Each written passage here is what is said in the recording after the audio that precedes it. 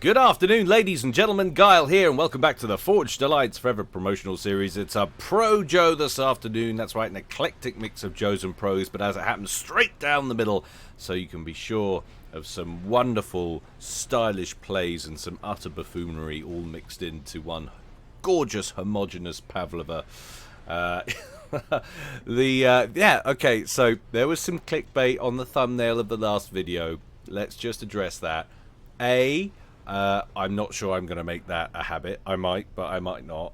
B, the reason for that is it is depressing, but it also works. There's like I think it works. It's hard because there's a few of the videos that have done quite well recently, and I'm not sure what's driving it. I don't know. Maybe when you hit some threshold of 30k subs, YouTube starts actually like showing your video to other people in the recommended video section. I don't know what's driving it, but it's curious. I might do one or two more. I might not. It's probably one on this video while I'm talking about it, but I haven't decided yet what to go for. But anyway, all of that aside, let's get on with today's game. As we said, it's going to be custom 4v4, collecting mix of Joes and Pros, and that action is going down on Funeral Plains. I'm ready, you guys are ready, and the players are sure as hell ready, so let's go over to the game zone and see how they're going to get on. Ka-ching! Instant loading, that's what we like to see. We are going to call this Team 1 up here at the top and this Team 2 down here at the bottom. Going first for Team 1 in Fecal Brown, going Cybrin, so just got it wrong all over basically. It's the winner of today's very unimaginative name award. It's Com. He's going first land. Team member number 2 at the front. I'm assuming it doesn't stand for search engine optimization because that would just be a travesty.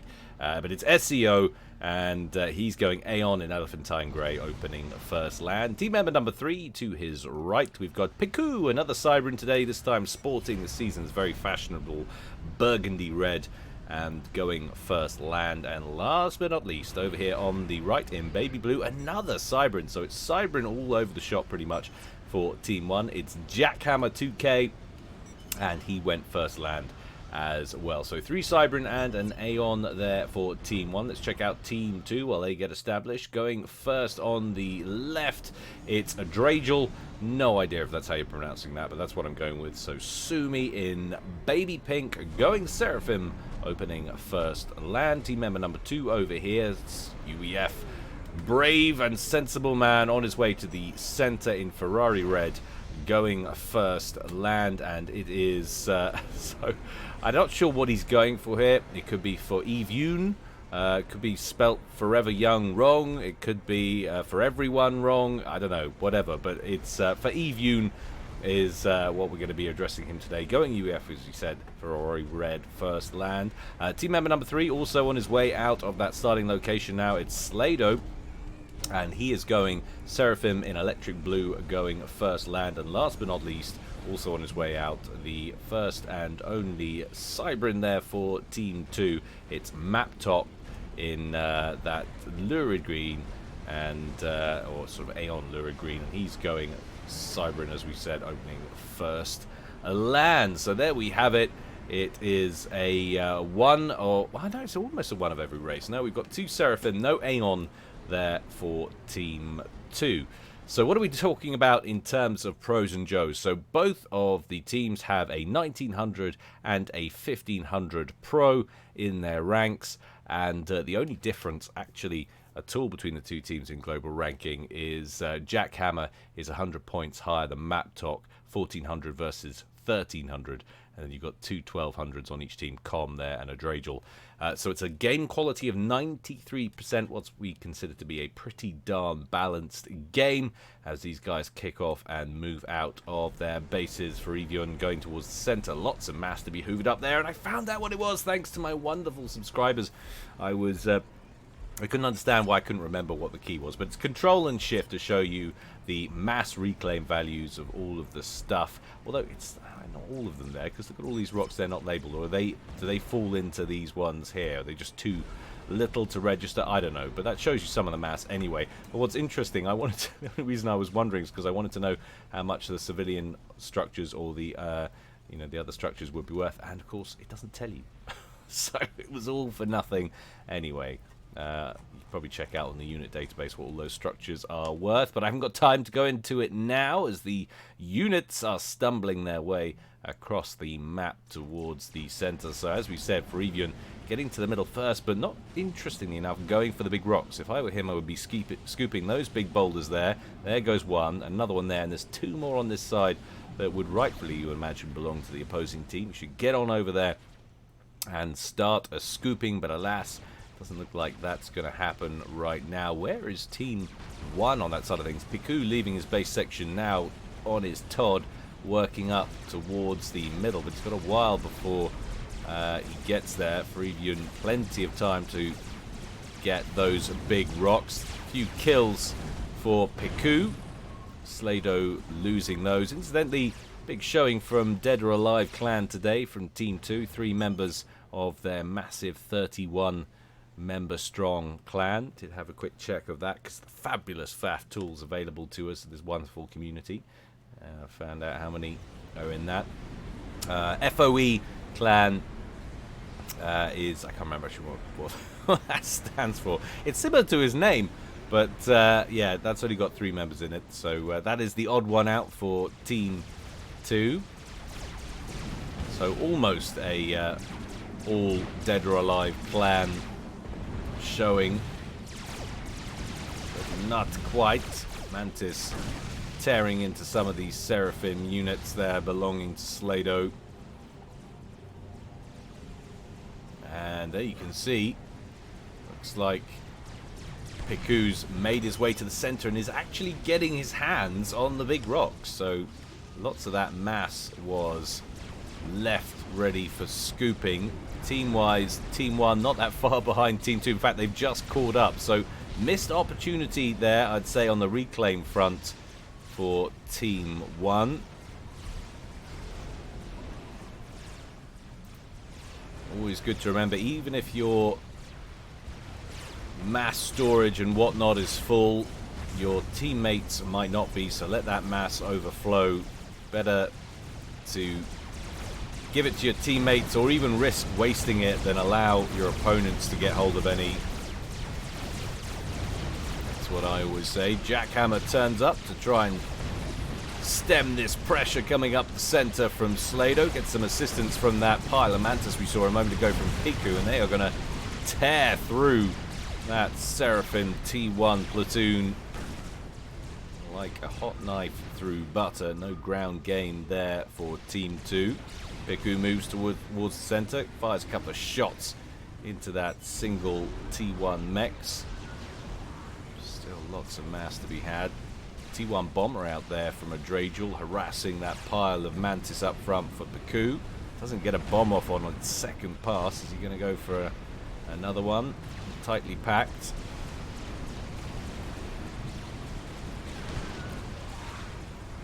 Gets a couple more kills there. No, just the one. Nice spread action there from Piku. Cheeky little run-by attempt over here on the eastern edge of the map from Maptok.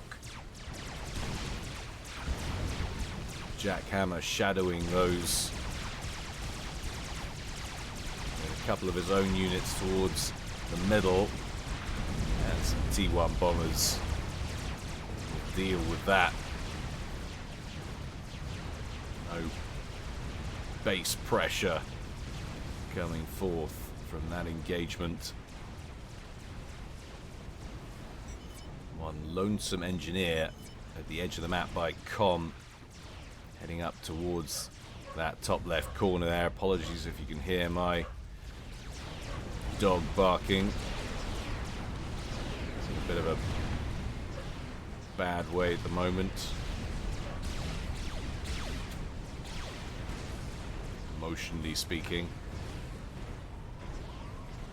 Just got through a rather difficult breakup.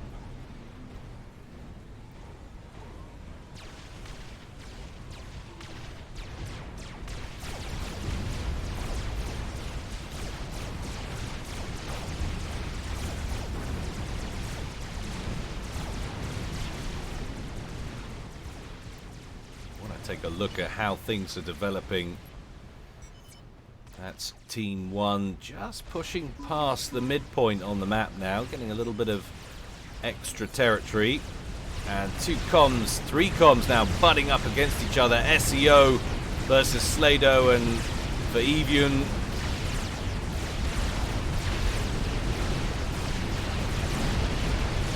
Vaevian down into the yellow, 6,000 hit points and falling. Gunships in from SEO, going after that UEF comm, but SEO under pressure from gunships himself. A few Vulthus there from Slado. Vaevian got a couple of engineers in the area, hurriedly throwing down some rail guns for some aerial protection, but I don't think he's going to need it. Good aerial coverage from his teammates. Maptok with his interceptors, and now it's SEO who's potentially in trouble as he backs up towards his base. 4,000 hit points left on the clock there, but he's surrounded by forces from Piku. And what looked like it was going to be a juicy affair turned out to be rather flat. Some hit points knocked off the comms from either side, but everyone escaping relatively unscathed. And SEO says, you know what? I ain't afraid of you ghosts. Out he comes with his upgraded comm, firing some of that long-range sniper comm action. It's going to get him some more attention from those dreaded Vulthus as the interceptors from both sides swarm once again, but SEO still advancing whilst in the red now. 2,600 hit points there. And now we've got Notha fighter bombers coming in from Slado. 1,000 hit points left. He's taking fire from T2 point defense down here. The triads have locked into him. We're going to lose our first player here in 10 minutes. Yes, we are. It looked like a bomb took him out there from Slado. That was just unnecessarily aggressive. Team 1 go down a player after doing pretty damn well. Saw them a moment ago and they were over the halfway mark, but Adragel seems to have managed to push out from whence last we checked. It's got a couple of land factories up there now, so this is looking a little bit more friendly for Team 2. And in the center, definitely a loss of forward momentum now from Team 1. Maptop soon going to have a gun upgrade on his con, 90% done there. Where are we at eco-wise? Well, we're almost... That's interesting. We're almost even between the two teams. In fact, Team 1's slightly ahead, ever so slightly, and they're down a player. So they are man for man out ecoing Team 2. And once those mexes have been reclaimed, rebuilt, you imagine Team 1 going to pull ahead, but they are down a man. That's added APM pressure. How will it affect them? We'll soon have to see. SEO as well, they're 1,500 rated players, so one of their pros, albeit their joeyest of pros, if that makes any sense at all, which of course it doesn't. You get what I meant, I'm sure of it. You wouldn't still be with me after all of these years.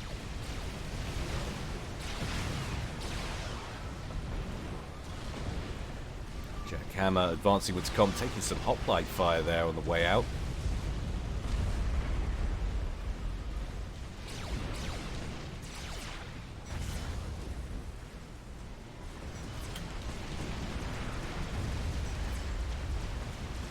Still impressed by the forward momentum coming out from Team 1. Comm up front with his big shiny balls, completely unperturbed by the loss of his teammate, it would seem. He's just thrown down some emplacements. Gun damage upgrade going off over there in the background for someone on Team 1. Who is that? So that is for Evian.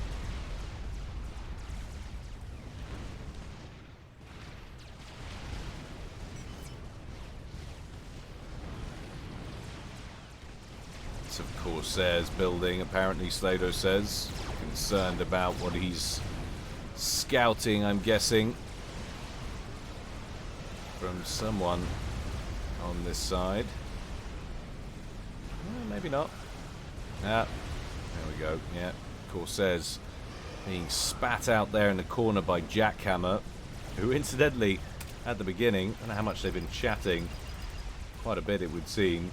I won't build air early. Oh, that was actually Slater, but just a note, don't rely on me at air. I love that. Qualifications for people on both teams. Don't rely on me air. Everybody else build your own.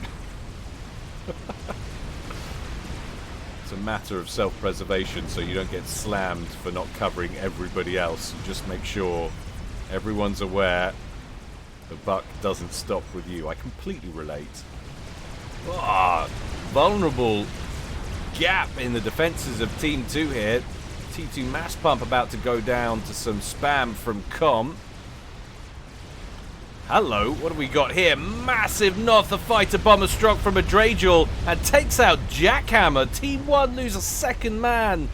And that really will hurt them. That's a wonderful little snipe there from a Dragel, lowest rated player on Team 2. Saved up his fighter bombers and spotted a Com.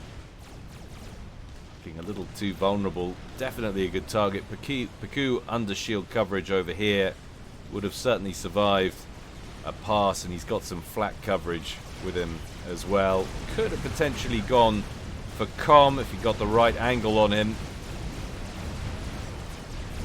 Again, he's got some extra anti-air coverage. That was definitely the weak link. Unfortunately, though, as happens with T2 fighter bomber snipes, they all died in the explosion, so no opportunities to go on to secondary target. Com gauging some of the neutral emplacements up here, which gotta be careful of. Running in there with your engineers, that's going to end badly. Can't even build a mass extractor because that's in range of the Cerberus turret up here. Oh, Sir Daisy. Horrible way to go. Another will not be proud. Oh, and another one. Why not? Just keep them coming.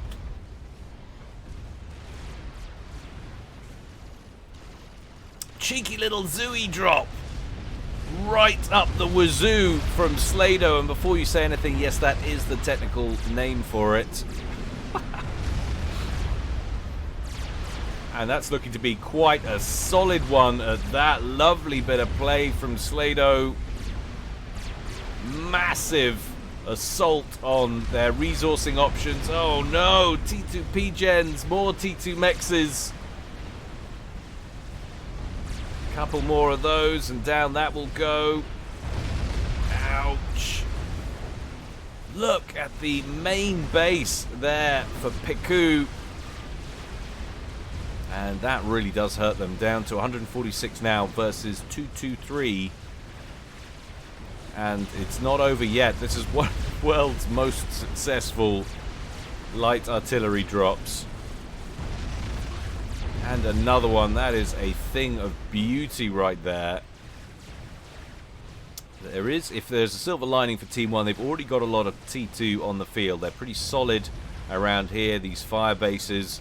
Piku with a decent amount of hoplites. We can keep them microing. Should be able to get up and rebuild. And actually, we're already at T3 there. Com with loyalists. Sub 17 minutes.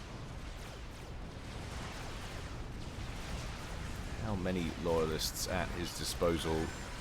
3 of them.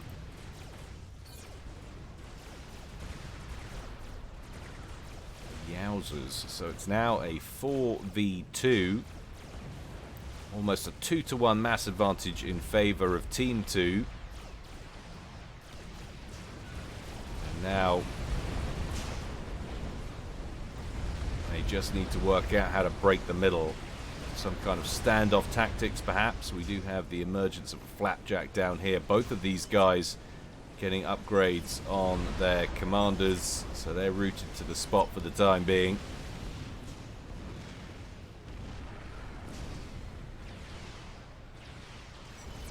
Cheeky. Oh, you've got to love the Fire Beetle micro there from Maptalk. Dodging left, right, bit of duking action, keep the mobile bomb alive, try and get in amongst the units. Oh, I managed to pick one off. Any more for any more? Alas, no. I could watch that kind of play all day.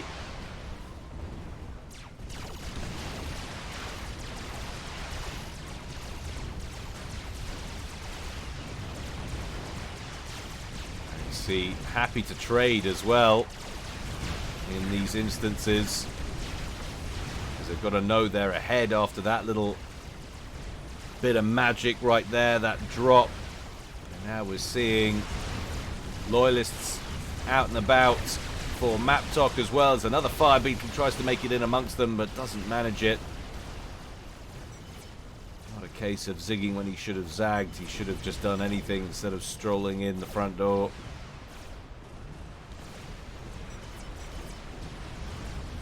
Loyalists out now for Piku, so it's T3 stage throughout now for all of these guys pretty much. You can see some T3 engineers there in the main base for Evian, who is three-way upgraded. That's a bit of a Rambo con going on there. He's got Zephamp, personal shield, nano upgrade. Slado working on his first. I'll tell you what that is in just a moment.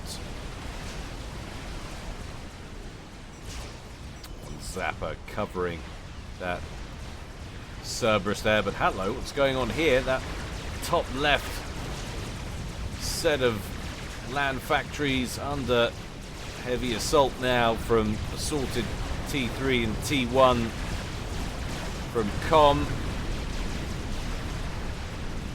That will be the end of that little stronghold there from a Dragel, who's actually backing up with his Com now as bombers fly overhead to engage from Slado.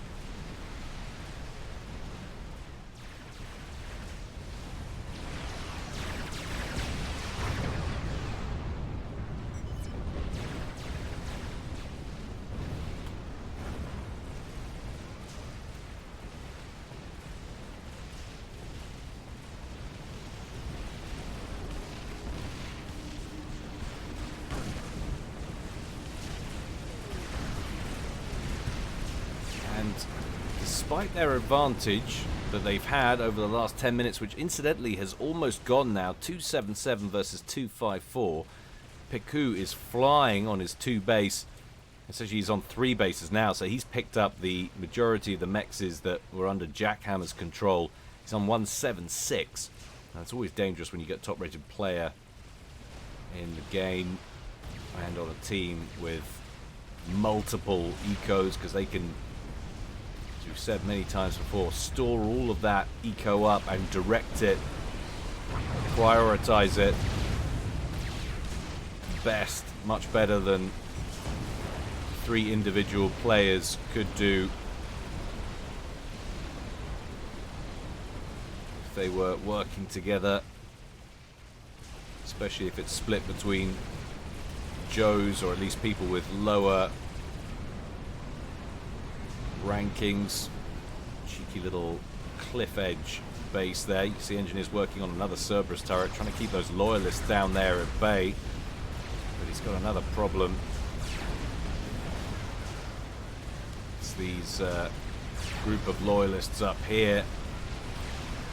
And it looks like it's on now. He's got a decent amount of his own though. Look at that. Bernie Sanders all round, and isn't he doing well, incidentally? Kind of terrifying from a conservative perspective, but it's fine. It's not my country. Oh, just wiped. Slado coming in around the edge, trying to lob in some Zooey shells to help out, but actually the factory's still alive and hasn't taken a shot, but the defenses around there gone. Just realized the mini-map's been disabled throughout the entirety of the cast. Apologies for that. And now for Evian, well and truly cornered. It's a pretty chunky Com. Has got a parashield defending him, but there's a lot of spam coming in from Com. And pressure coming to bear on Slado as well. He finally finished that upgrade from earlier. It was a T2 engineering suite. And what's left of those loyalists from Naptok now pushing out to assist Slado over here. Whoa, what happened there? Must have been Burstmaster. No, that's got no kills. Did your arty just kill your inties? I think it must have done. Trebuchet's back here. A whole bunch of those inties just died out.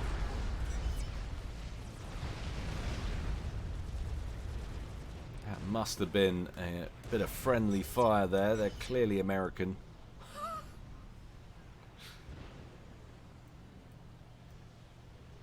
And then all was quiet. And look where we are now. So 358 on team 397. In fact, that might be reclaim related though. Versus 317. Yeah, 362 to 314 is where we're at. But still, Piku increasing at a scary rate now on 205. Maptok has finished neutralizing the Independence base down here at the bottom right, securing those. Whereas there's still turrets lurking around up in the top left corner on the other side of the map. Com yet to benefit from those. So we've got more Bernies coming in over here. Oh, yes. Free health care for all. Look at them go. It's exactly how he walks. Only without the massive gun. It would be entertaining, though.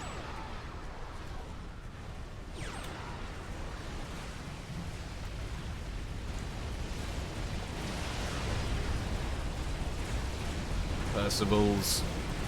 Well, this is pretty gutsy play right now. For Evian, yes, you got a Rambo com. Yes, you got 48 kills. He's got a few more ranks of vet to go. But still risky at 25 minutes. Advancing on a fire base up front with your com. Can he break Piku's forward base? That's the question.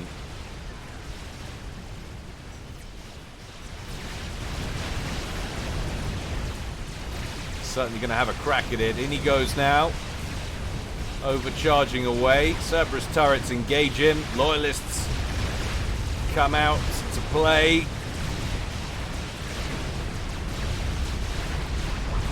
About 40% of his shield gone.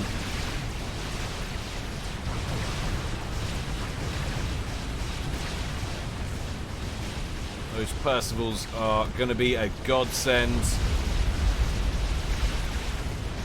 So he's not completely throwing caution to the wind.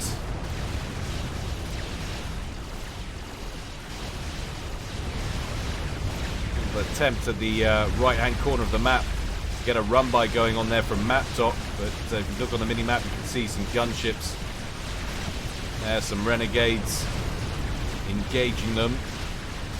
And at the same time, a little cheeky run-by as well from some bricks down here. Moving in on the main base where a Fat Boy is under construction there. For Evian, the renegades are now brought in to bear on the commander. Still 4 Percys left. And still about 30% shield left on the com, but bricks moving in from Piku to the east.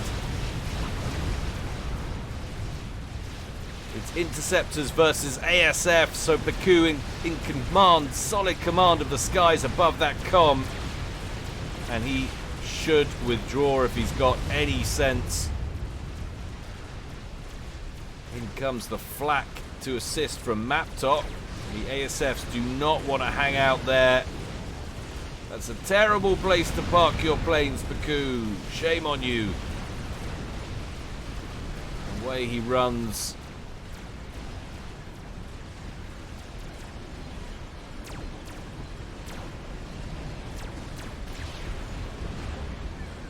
Evian desperately wants to be aggressive. He's invested a lot in that commander, so I get the urge. Doesn't make it sensible though after what just happened. That was a little bit terrifying. 60% done now on that fat boy. That could be the unit that really breaks and holds the middle. He can manage to get it out and use it correctly, but no, don't hang about in the middle. I don't think he's going to get that chance now as the bricks catch up to the comm. And that's exactly what I was afraid of, as his hit points just plummet. In come the renegades once again. Boom, baby! Down he goes. Team 2 lose their first player at 27, nearly 28 minutes. And look at the mass distribution now. What on earth happened? Yes, Team 2 have lost one of their players. They're down to 2-3-1, but Team 1 up at 4-5-5. That is a massive shift. Solid bit of play from Peku, who's up to 292 now, and Vortcom as well, also at 185. In fact, it's 303, 306 being put out by that player right now. 50% done. Look at that stealth upgrade go. Just flying up.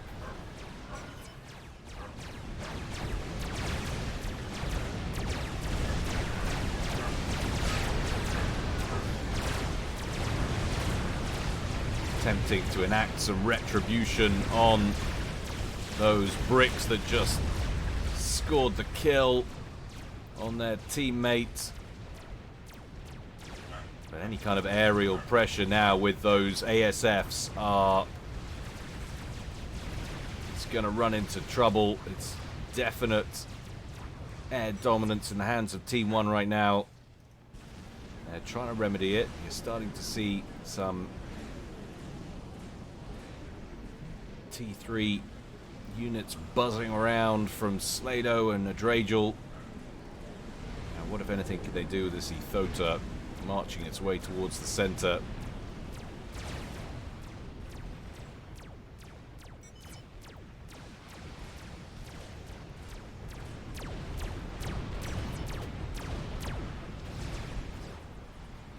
Need to try and push and get the reclaim, says Peku.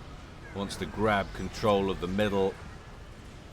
There's certainly a bunch of mass to be had in the center there if they can get their hands on it. Want to get those mexes secured. There's a lot of T1 mexes actually on this quadrant of the map belonging to Com. If they could secure them, they could tech up. Monkey Lord on the way from Com.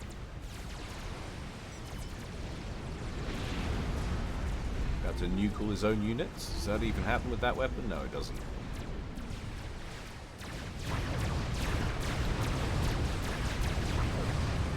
How very clever that Seraphim gun is to know the difference. Map talk back up at the top of that little hillock we were checking out earlier. Actually, it's not. That's the one further forward. That was his original base. All y'all hillocks look alike.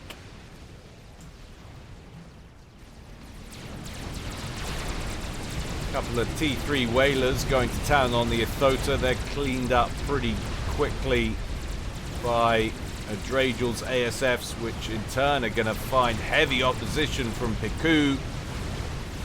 Trying to keep the skies clear over there as that Ethota is mobbed by loyalists.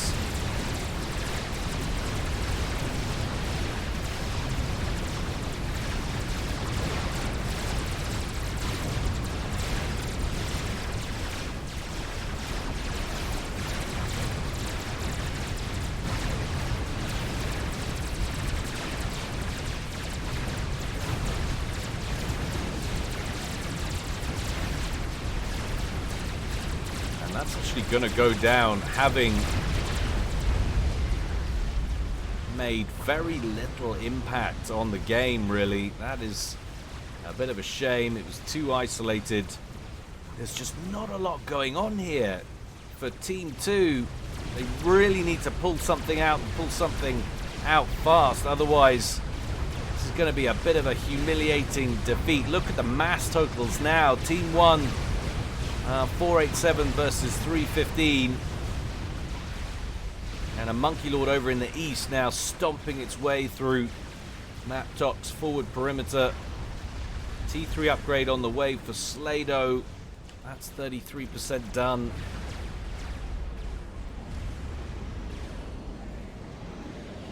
Trying to get T3 power gen online. It's at that tricky stage. You compare it all to Peku. We've even got a nuke launcher that's complete and working on a missile.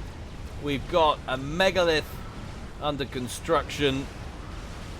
And look at the level of development. 1, 2, 3, 4, 5. Working on his 6th ion reactor now. Compare that with where Slado's at. He's working on, who's just finished his 2nd. About to work on his 3rd.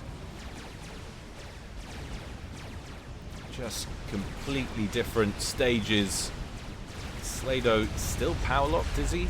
Producing only 85. Yeah, massively. Oh no, and he might not get there at all. He's got a Monkey Lord from Com turning up right in his face. Turns around, says I gotta put some damage on, I'm never gonna make it. And try and micro around the laser, it's not gonna happen. Can he get another overcharge in? Nope. Slado goes down to Com at 33 minutes, and surely that is the end of it. Slado says, I don't get right why Red suicided. Well, I don't think it was a suicide. I think he thought his com was worth more in the game at that time in terms of power and strength than it actually was. Didn't give enough credit to the timer. Maptok's forward position now well and truly under threat. He's trying to preserve what bricks he can. He's withdrawing those. That's the end of that forward base. And it's resourcing option and factories. And a Dragel over here facing Monkey Lord, issues of his own. Com advancing there with a couple of 3 bricks in tow. It's now all out assault from Team 1. That is a lot of T2PD under that shield, in all fairness. Look at that. That's some pretty solid turtle right there.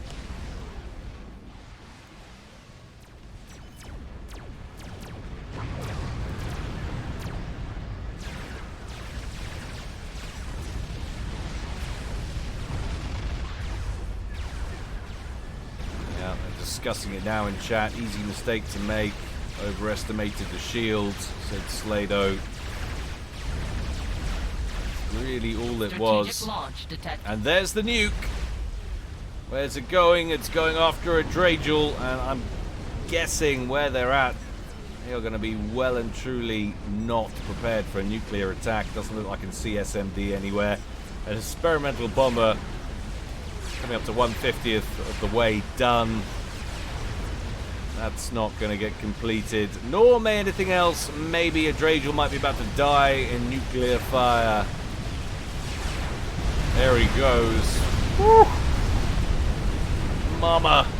Peku picks off a Dragel at 35 minutes, leaving Maptok all by his lonesome to deal with that mess coming his way. He's working on a Monkey Lord of his own. He's actually got one over here, stomping around.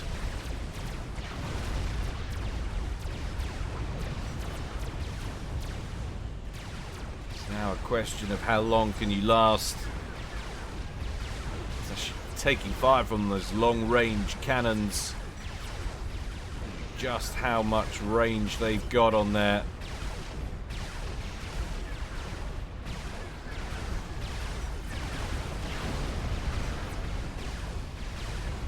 You want to park your planes there, my friends? Whoop, whoop, whoop, whoop, whoop. 2 Monkey Lords move in on one another. Sweeping lasers train. Maptox is much more healthy. Of course, he's got all this Cerberus turret cover as well. He took a lot of damage nonetheless, down to 16,000 hit points. He needs all the hit points he can muster. That other Monkey Lord has gone into the green. But there's another one coming his way up here. It's very badly damaged. There's a few more hit points on the cards here, but he's got a bad engage as he turns. No! Surely that's it. Maptox over here. Under shield coverage. There's no way that Monkey Lord's going to get finished in time. Down go the shields. In come the experimentals. Whalers, bricks, you name it. Everything in the kitchen sink being thrown at that poor little com. There we have it. 37 minutes. Team 1 closed it out after going 2 men behind and looking in a pretty tricky place, but some poor utilization of time. Not able to get up in front on eco from Team 2, and of course, at overestimation of that UEF shield at the time, game time we were at there from for Evyun. No idea what his name is. Answers on a postcard if I can tell me how I'm supposed to be pronounced that or what that's meant as well. I'm very interested, just in case he pops up in future Guilecast. Always happy to try and not offend people. But I hope you enjoyed that, guys. As always, more to come from me in the future. Thank you to everybody who has donated to the Patreon campaign. Had a couple more recently. Very gratefully received, as always, guys. Your support means the world to me. Do keep it coming. It helps keep the channel going, and by extension the community, all the casters we can get our hands on as well. If you feel like getting involved with casting, just pick some games, man, throw some up and see what people think. That's the only way you'll get started. I'm going to do an interview actually, as it happens, for a channel called Why Influence soon, so check that out if you want to find out more about that. I'll be, once I've done the interview and everything, I'll be posting that on the Facebook page. I'm not sure exactly when I'll be going live, so obviously it's Animac Control, but I will keep you informed. But as always, guys, there's more to come from me in the future, but until then, stay well and stay safe. This is Guile, signing out.